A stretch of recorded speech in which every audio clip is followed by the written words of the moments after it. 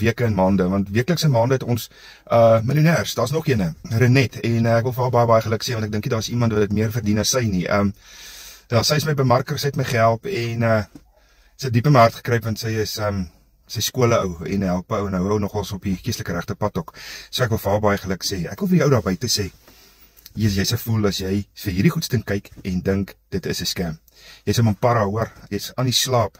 Jy sal kyk hoe ander ouens geld maak oor see en met strooi en nonsens en jy sal verwonder daaraan kyk en dit aanhoudend kyk op jou TikTok en op jou Instagram en op jou YouTube, maar jy sal nie pens en pote inspring nie. Ek wil vir jou sê, die geleentheid is daar.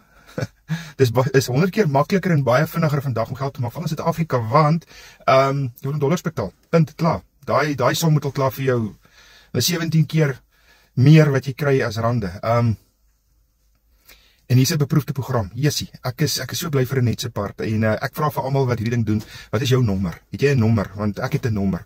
Ek wil ook sy is nou nommer 25, die 25ste miljonair wat in 2-3 jaar in Suid-Afrika gemaak word. Dit is amazing. So ek het 'n nommer, ek het 'n nommer. Ek vra vir elke ou, wat is jou nommer? Is jy nommer 36, is jy nommer 40, is jy nommer 48? 53, wat is jou nommer? Want oor die 7000 mense wat dit doen en almal verdien 'n inkomste uit.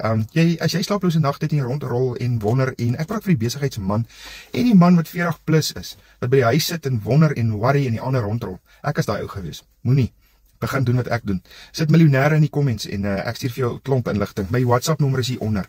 Jy kan sommer daarso al klaar my WhatsApp stuur en vir my vra en dan kan ek vir inligting stuur. Lekker dag. Bye bye.